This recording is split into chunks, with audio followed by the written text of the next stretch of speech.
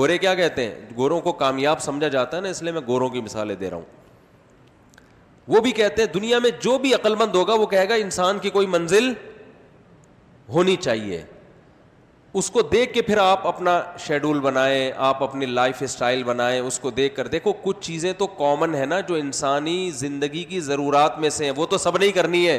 روٹی تو کھانی ہے نا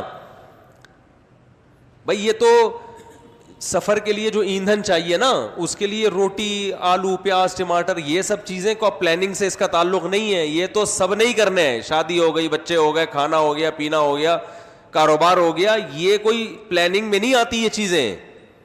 یہ تو سب یہ تو گدھے بھی کرتے ہیں جتنی اللہ نے ان کو عقل دی ہے. ارے آپ بزنس کیوں کرتے ہیں؟ اپنی خواہشات پوری کرنے کے لیے نا. بتاؤ بھائی, 1 کروڑ پتی آدمی بزنس کیوں کر رہا ہے؟ تاکہ ساری خواہشات پوری ہو جائیں. جو جاب کرنے والا آدمی جاب کیوں کر رہا ہے؟ تاکہ اس کی خواہشات پوری ہو جائیں. جہاں اسے لگے گا کہ یہاں میری خواہشات زیادہ پوری ہوں گی, فوراً یہ جاب چھوڑ کے ادھر موو کر جائے گا. ایسا ہوتا ہے کہ نہیں ہوتا؟ اور ہونا بھی چاہیے. تو یہ جو دوڑ دھوپ ہے ہماری, اس دوڑ کا بنیادی مقصد ہے اپنی خواہشات کو پورا کرنا. تو خواہشات پورا کرنا یہ جانور بھی کرتے ہیں, یہ کوئی انسان کی فضیلت کی دلیل نہیں ہے. جانور کو جتنی عقل دی وہ بیچارہ اسی حساب سے خواہشات پوری کرتا ہے. انسان کو اللہ نے کھوپڑی زیادہ دے دی. اب جانور میں عقل نہیں ہے, لہذا شیر 1000 سال پہلے بھی چھیچڑے کھایا کرتا تھا گوشت کے, آج بھی کیا کھا رہا ہے؟ گوشت اور چھیچڑے اور ہڈیاں توڑتا رہتا ہے. اگر عقل ہوتی تو اب ٹیسٹ کو تھوڑا سا چینج کرتا. کہتا یار اب کباب بنا کے بھی دیکھو کیسے لگتے ہیں, کوفتے بنا کے بھی دیکھو ہرن کے کیسے, ہرن کی چانپیں الگ سے بھون کے کھا کے دیکھو کیسی ہوتی ہیں. اس کو تو اللہ نے سینس دی نہیں, اور اچھا کیا نہیں دی, ورنہ ہم مر چکے ہوتے سارے. وہ ایسی پلاننگ کر کے ہمیں کھا چکا ہوتا. تو جانور بھی اپنی خواہشات پوری کرتے ہیں. تو انسان کی اگر زندگی کا مقصد خواہشات پورا کرنا ہے تو اللہ قرآن میں فرماتے ہیں ایسے انسان میں اور جانوروں میں اللہ کی نظر میں کوئی فرق نہیں ہے. فرمایا اولئک کالانعام بل ہم اضل, ایسے انسان جانوروں کی طرح ہیں بلکہ ان سے بھی بدتر. یاد رکھو اللہ کی نظر میں انسان کے اعلیٰ اور کمتر ہونے کا معیار انسان کا پرپز آف لائف ہے کہ یہ لائف, اس کی لائف کا مقصد کیا ہے. اللہ کی نظر میں سوٹ بوٹ اور ٹائی اور کوٹ اور گاڑیاں نہیں ہیں. اگر یہ گاڑی بنگلہ یہ ہوتی تو دنیا کے بڑے بڑے چور اللہ کی نظر میں بہت پہنچے ہوئے مقام, سب سے پہلے تو ہمارے سابق صدر کا اللہ کی نظر میں بہت اونچا مقام ہوتا. سمجھ میں آ رہی ہے بات؟ کیونکہ اللہ نے بہت دیا ان کو.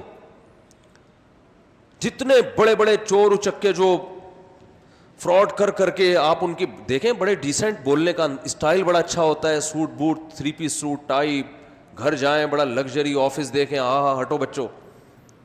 تو یہ اللہ کی نظر میں بہت اونچے ہوتے ہیں نا. اور جو بیچارہ موچی ہے, جو بیچارہ چوکیدار ہے, وہ اللہ کی نظر میں انتہائی گرا ہوا انسان ہوتا. حالانکہ عقل اس کو تسلیم نہیں کرتی کہ اللہ اس بیس پہ انسان کو اونچا رکھے اور کمتر رکھے.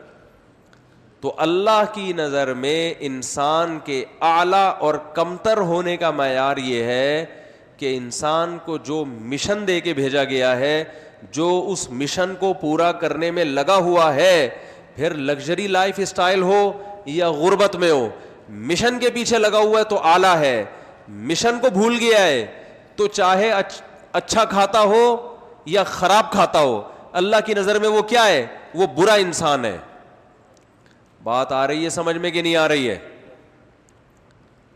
دیکھو آپ کو کمپنی نے بھیجا کسی کام کے لیے, کوئی پروجیکٹ دے کے, آپ کو کمپنی نے بھیجا کوئی پروجیکٹ دے کے, آپ ٹھیکیدار تھے بحریہ ٹاؤن میں, کمپنی نے کہا یار جا کے ذرا یہ پانی کا ٹینکر بناؤ, ٹھیک ہے نا, بحریہ ٹاؤن سے آرڈر آیا ہے.